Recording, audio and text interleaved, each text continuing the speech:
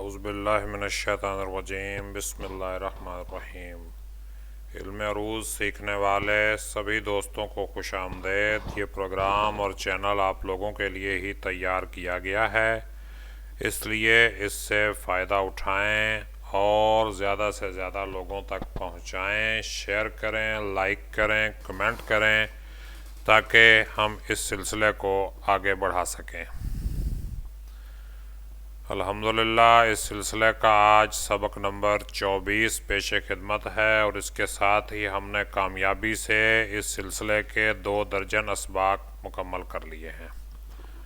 تو یہ سبق بحر ہزج پر مشتمل ہے۔ بحر ہزج کیا ہے یہ ہم آگے پڑھتے ہیں، مگر اس سے پہلے سابقہ واقفیت کی بات کرتے ہیں۔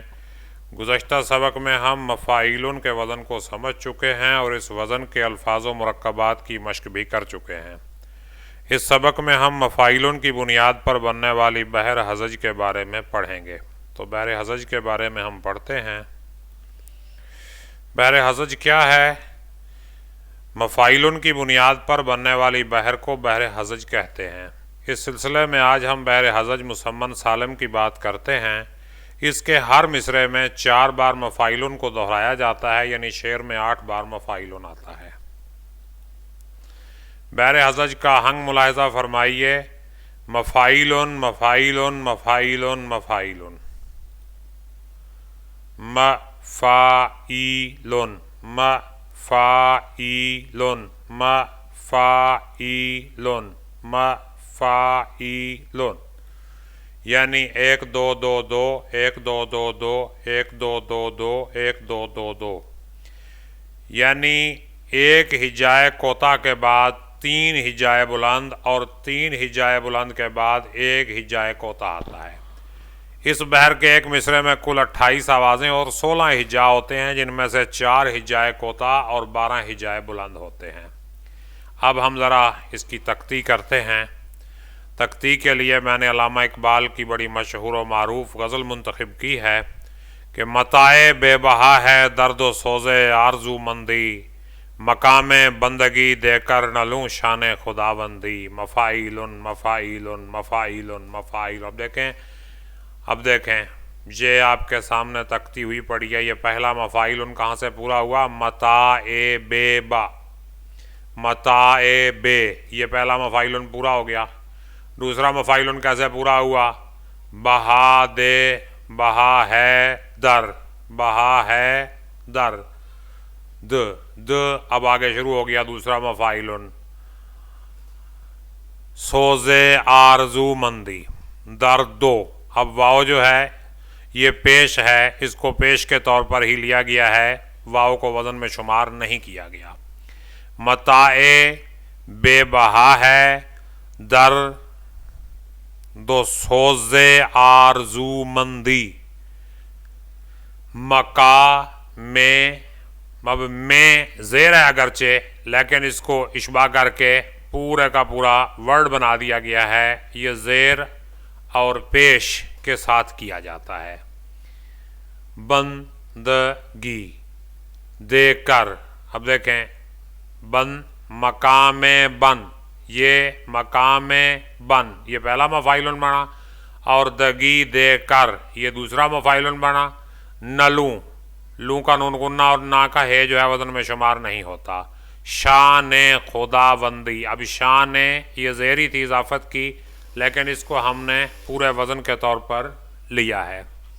خداوندی یہ اور مفاعیلن آ گیا، تو یہ دیکھیے آپ کے سامنے اس کی تختی ہو چکی ہے۔ ایک اور شعر ملاحظہ فرمائیے: تیرے آزاد بندوں کی نہ یہ دنیا نہ وہ دنیا، یہاں مرنے کی پابندی وہاں جینے کی پابندی۔ تیرے آزاد بندوں کی نہ یہ دنیا نہ وہ دنیا، اب دیکھیں تیرے آزا مفاعیلن، دا بندوں کی مفاعیلن، نہ یہ دنیا مفاعیلن، نہ وہ دنیا مفاعیلن۔ اب دیکھیں تیرے آزا، پہلا مفاعیلن پورا ہو گیا، اور دا بندوں کی دوسرا مفاعیلن پورا ہو گیا، نہ یہ دنیا نہ وہ دنیا، یہ اور دو مفاعیلن پورے ہو گئے۔ اگلے مصرعے میں دیکھتے ہیں ہم، یہاں मरने, यहाँ मरने, नून गुना वजन में नहीं होता इसलिए हम इसको शुमार नहीं कर रहे। यहाँ मरने की पाबंदी, की पूरा नहीं लिया, उसका सिर्फ हमने काफ लिया वजन में, ये गिरा दिया। पाबंदी की पाबंदी, दूसरा मफाइलन हो गया। वहाँ जीने, वहाँ जीने, तीसरा मफाइलन हो गया। और की पाबंदी, और की को हमने क्या किया, जेर उसका ये गिरा के सिर्फ काफ लिया तो की पाबंदी, वहाँ मरने की पाबंदी। अब आगे देखिए एक और शेर मैंने इसके अंदर डाला है। गुजर औकात कर लेता है ये कोहो बयाबा में, गुजर औकात कर लेता है ये कोहो बयाबा में, कि शाही के लिए ज़िल्लत है कारे आशियाँ बंदी। तो वहाँ देखें फिर वही मफ़ाइलुन वाला फार्मूला लगाएं।